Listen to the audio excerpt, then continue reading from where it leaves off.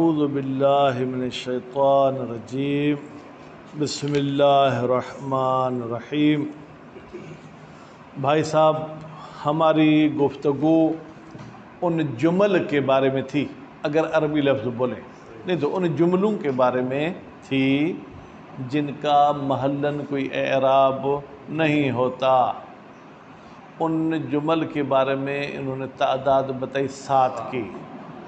7 میں سے آپ پہلا جملہ پڑھ چکے، جملہ مستأنفہ۔ فی الحال پھر اس میں فاعل کی طرف آ جاتے ہیں، ٹھیک ہے۔ دوسرا جملہ معترضہ، ٹھیک ہے۔ معترضہ کا لفظی ترجمہ تو یہ ہے اعتراض کرنے والی، ٹھیک ہے، کیونکہ یہ مونث کا صیغہ ہے، اس کا مصدر ہوگا اعتراض، لیکن یہاں پر یہ اعتراض کی معنی میں نہیں ہے بلکہ بیچ میں آنے والا۔ میں نے اس کا آسان اردو میں آپ کو ترجمہ بتایا تھا، کسی کے بیچ میں ٹانگ اڑانا، ٹھیک۔ تو فرماتے یہ ایسا جملہ ہے جس کو جملہ معترضہ کہتے ہیں اور اس کی کوئی محلی طریقے سے اعراب نہیں ہوتا۔ اچھا، یہ کن کے بیچ میں واقع ہوتا ہے؟ بین الفعل و فاعلہ، فعل اور فاعل کے بیچ میں ہوتا ہے۔ مثلا جاء، مدرسے میں دال پکی ہے، زید۔ اب جاء فعل، زید اس کا فاعل، مدرسے میں دال پکی ہے، یہ جملہ معترضہ آ گیا، ٹھیک۔ کبھی جملہ معترضہ مبتدا اور خبر کے بیچ میں آتا ہے، ٹھیک ہے۔ زید اقسم باللہ قائم، اب اقسم باللہ بیچ میں فاصلہ آ گیا، ٹھیک ہے، زید مبتدا قائم اس کی خبر۔ اب یہ جو ہم نے کہا کہ مبتدا اور خبر کے بیچ میں جملہ معترض آتا ہے، اب مبتدا کے باب کو ذرا کھولیں کہ وہ چیز جو ابھی مبتدا نہیں لیکن سابق میں مبتدا تھی، جیسے نواسخ کی بحث میں ہے، تو ان کے بیچ میں بھی جملہ معترضہ آ سکتا ہے۔ اس کو میں نے الگ حساب نہیں کیا، اس کو میں نے مبتدا اور خبر والے اس حصے میں رکھ دیا۔ اچھا، تیسرا مورد، کبھی کبھی فعل اور اس کے مفعول کے بیچ میں بھی جملہ معترضہ آ جاتا ہے۔ ضرب زید، ٹھیک ہے، فی المسجد امرا۔ اب اگر فی المسجد جار مجرور کا آپ تعلق کریں یستقر کے ساتھ یا استقر کے ساتھ تو یہ جملہ ہو گیا۔ امرن جو کیا ہے یہ مفعول ہے، اس کے بیچ میں کیا ہے فاصلہ آ گیا، بات واضح ہو گئی۔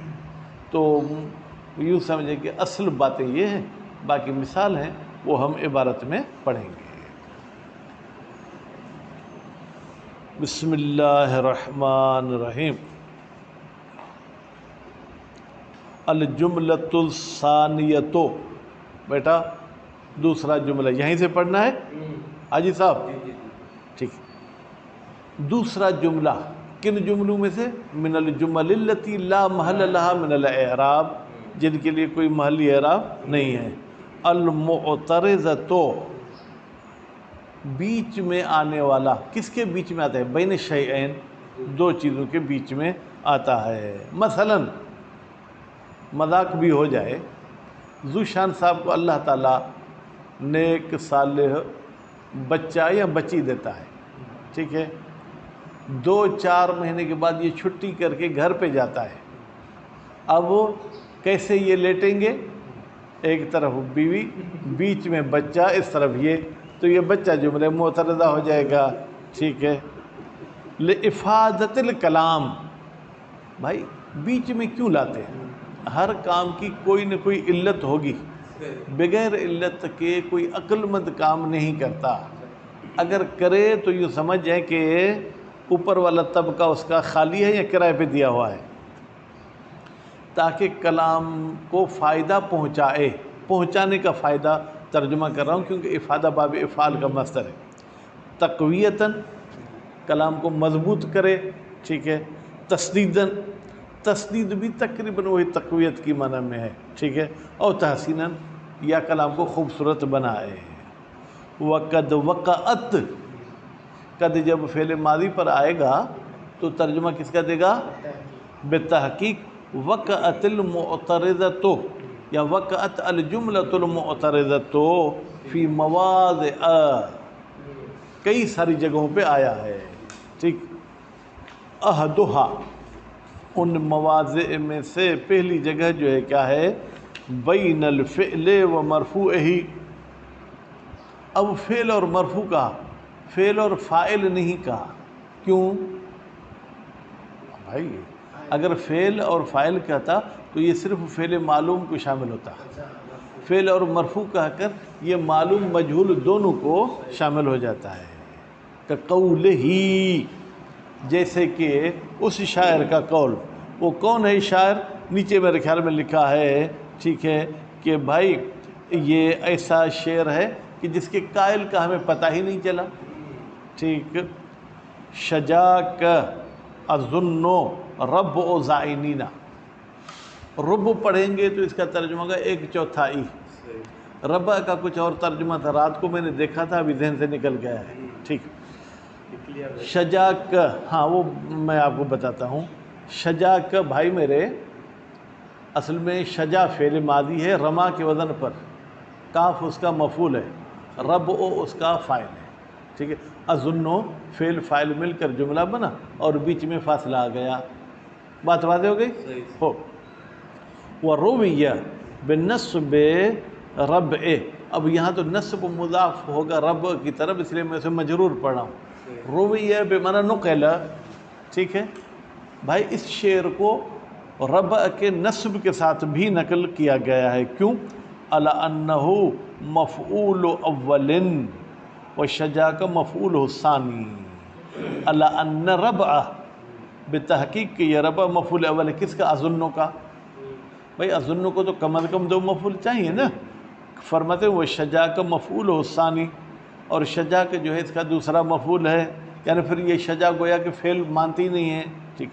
وفیہ ضمیر مستتر راجع الیہ، وفیہ، اور جناب اظنو میں، ٹھیک ہے، اگر کہیں گے ایک ضمیر ہے پھر تو بات ٹھیک نہیں بنے گی، کیونکہ اظنو میں اگر ضمیر ہوگی تو انا کی ہوگی، وہ تو کہیں رجوع نہیں کرتی ہے، ٹھیک ہے۔ اب اس کو کیا سوچیں گے، اس کے بارے میں کیا کہیں گے؟ جب یہ کہہ رہا ہے کہ بھائی ایسا ہے، تو پھر الا ان کہ آپ یوں کہیں کہ بھائی شجاک اظنو ربع زائنینا، شجاک میں ایک ہم ضمیر مانیں گے جو پلٹے گی اس فاعل کی طرف، پھر گویا کہ پورے جملے میں انہوں نے تو شعر کی وجہ سے تقدیم تاخیر کیا ہے، پھر ہمیں پورے کی سیٹنگ جو ہے کیا ہے وہ تبدیل کرنی پڑے گی، ٹھیک ہے۔ مزید آپ بھی دیکھیں، میں بھی دیکھوں گا، اگر کوئی تبدیلی ہوئی تو انشاءاللہ آپ کو بتاؤں گا۔ پھر جناب دوسرا جملہ، فقد ادرکتنی والحوادث جمۃ اسنۃ، شاہد مثال ہماری کس میں ہے؟ ادرکت یہ فعل ماضی کا چوتھا صیغہ ہے، اسنۃ اس کا فاعل ہے، والحوادث جمۃ، ٹھیک ہے، یہ جملہ ہے جو بیچ میں فاصلہ آ گیا ہے۔ وثانی، دوسرا مورد یا دوسرا موضع، ٹھیک ہے، بین الفعل و بین مفعولہ، جملہ معترضہ فعل اور فعل کے مفعول کے بیچ میں فاصلہ آتا ہے، کہ قول الامام علی بن الحسین علیہما سلام، جیسے قول ہے مولا علی کا جو بیٹے ہیں حسین کے، ان دونوں پر سلام ہو، تو یہ علی سے مراد کون سے امام ہیں جناب ذیشان؟ ہاں، بل ملکت یا الہی امرہم، بلکہ تو مالک ہے اے اللہ، امرہم، ٹھیک ہے، ان کے کاموں کا، یا ان کی یوں سمجھیں کہ ہر چیز کا، ملکت فعل، تا اس کا فاعل، امر اس کا مفعول، یا الہی بیچ میں فاصلہ آ گیا۔ اب ذیشان صاحب بولیں گے کہ یا الہی جملہ کیسے بنے گا؟ آپ پڑھ کر رہیں وَيَا قائم مقام ادعو اطلبو، تو اس حوالے سے یہ جملہ ہو گیا، ٹھیک ہے جناب۔ وَقَوْلِ، قولو نہیں پڑھوں گا ذیشان، قولے، کیوں؟ کس پر؟ ہاں، وَقَوْلِ ابِ النجم العجلی وَبُدِّلَتْ والدہر ذو تبدل، ٹھیک ہے، حیفن بیٹا میں نے بدلت کو ماضی مجہول اور غائب کا صیغہ پڑھا نہیں، وہ بدلت حیفن، یہ اس کے لیے گویا کہ مفعول ثانی ہے، ٹھیک ہے، اس کا مفعول اول ہے، والدہر ذو تبدل یہ جملہ ہے جو فعل اور اس کے منصوب کے بیچ میں آ گیا ہے۔ ہاں بھائی کیا سمجھ میں نہیں آیا؟ حیفن مفعول ہے بدلت کا، ہاں یہ مفعول ثانی مان لیں، ٹھیک ہے، والدہر ذو تبدل، ٹھیک ہے، اور دہر جو کیا ہے مبتدا مان لیں، ذو تبدل اس کی خبر مانیں، یہ جملہ بیچ میں فاصلہ آ گیا، یہ جملہ معترضہ ہے۔ والثالث تیسرا مورد بین المبتدأ و خبرہ، مبتدا اور مبتدا کے خبر کے بیچ میں بھی جملہ معترضہ آتا ہے، قول معن ابن اوس، جیسے معن اوس کے بیٹے کا قول ہے، وَفِيهِنَّ وَالْأَيَامُ يَأْسِرْنَ بِالْفَتَى نوادبو، شاہد مثال ہماری بیٹا اس میں ہے کہ نوادبو مبتدا مؤخر ہے، فیہن خبر مقدم ہے، وَالْأَيَامُ يَأْسِرْنَ بِالْفَتَى یہ جملہ اس کے بیچ میں فاصلہ آ گیا۔ منہ کا ضمیر کہاں جائے گی؟ ثالث کی طرف، اس تیسرے مورد میں سے ہے الاعتراض بجملۃ الفعل الملغا، اعتراض بے معنی بیچ میں آنا اس جملے کا کہ جس کو عمل سے ملغا کیا گیا ہے، جیسے آپ کہتے ہیں زید اظن قائم، اظن چونکہ بیچ میں آیا ہے لہذا یہ عمل نصب نہیں کرے گا، لیکن اظن اپنی جگہ پر جملہ تو ہے، ٹھیک ہے، اس کو ہم کیا مانیں گے؟ جملہ معترضہ مانیں گے۔ وَبِجُمْلَةِ الْاخْتِصَاصِ بیٹا وَبِجُمْلَةِ الْاخْتِصَاص کو عطف کریں گے کس پر؟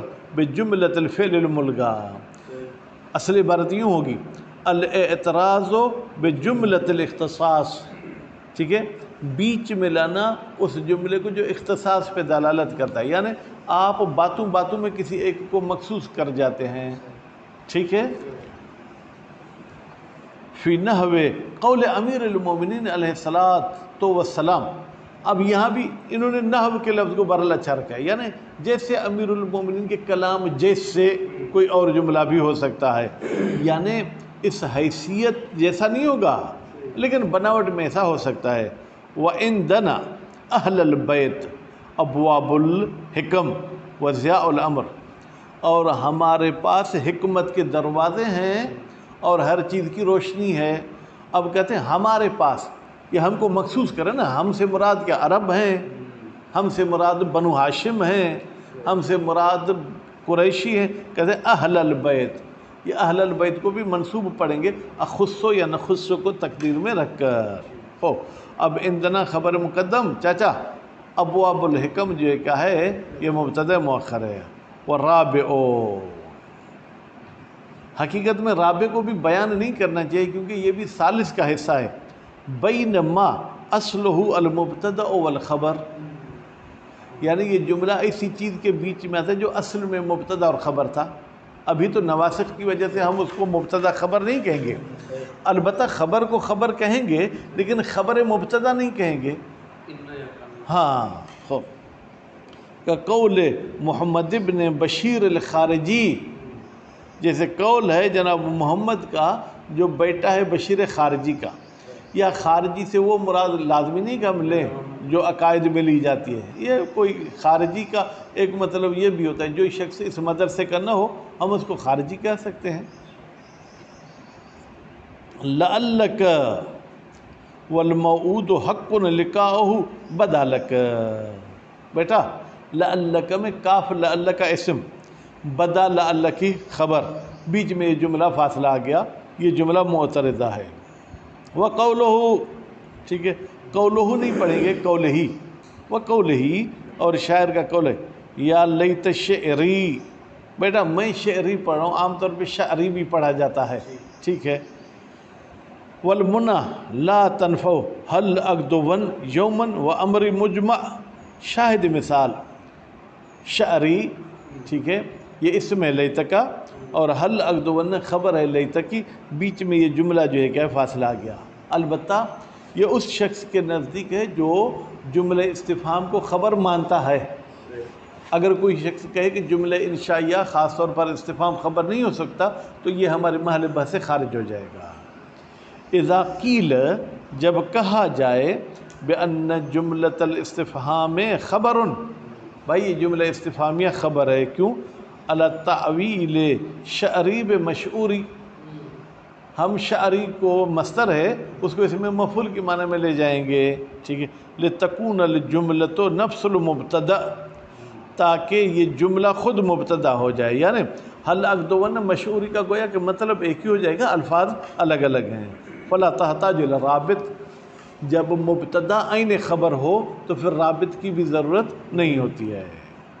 واما اذا قیل بان الخبر محذوف، لیکن اگر یہ کہا جائے کہ یہاں پر لیت کی خبر محذوف ہے، اصل میں یہ لیت شعری موجود، ٹھیک ہے، او ان لیت لا خبر لا ہونا، یا آپ کہیں کہ بھائی اس مثال میں لیت کو خبر کی ضرورت ہی نہیں ہے، تو پھر بھی آپ جملے معترضہ والی بحث سے خارج ہو جائیں گے۔ اذ المعنی، بھائی معنی کیا ہوگی؟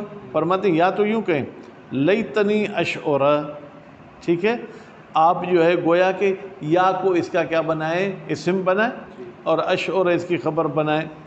فالاعتراض بین شعر و معمولہ، تو پھر ہم یوں کہیں گے کہ یہاں پر والمنی لا تنفع جو ہے کیا ہے؟ یہ شعر اور اس کے معمول کے بیچ میں فاصلہ آیا ہے، الذی علق عنہ بالاستفہام، وہ معمول کہ جس سے معلق کیا گیا ہے لیت کو استفہام کے ذریعے، یعنی نہیں تو لیت یومن میں عمل کرتا، لیکن اب حل نے آ کے اس کو کیا معلق کر دیا، ٹھیک ہے، تو پھر بھی معمول تو ہے نا، وہ اگرچہ اس نے عارضی طور پر جو بندوق نکال کے اسے کہا ہے کہ تم خاموش رہو۔ وَمِثْلُهُ قول امیر المؤمنین علیہ السلام ولیت شعری یا سیدی و الہی و مولایا اتسلط النار علی وجوہ خرت لعظمتک ساجدتا، ٹھیک ہے، کاش میری یہ امید ہوتی اے میرے سید، اے میرے اللہ، اے میرے مولا، کیا تو مسلط کرے گا آگ ان چہروں پر جو تیری عظمت کی وجہ سے سجدہ کر چکے ہیں۔ تو یہاں پر بھی اگر آپ شعری کو یا شعری کو اسم مانتے ہیں لیت کا، اور اتسلطو یہ جملہ استفہامیہ کو خبر مانتے ہیں، تو یا سیدی، ٹھیک ہے، یہ وہی جملہ جو کیا ہے ندا پر مشتمل ہے، نتیجے میں یہ جملہ ہو جائے گا، ٹھیک ہے، تو اس طریقے سے یہ فاصلہ ہو جائے گا۔ وصلی اللہ علی محمد و آل محمد۔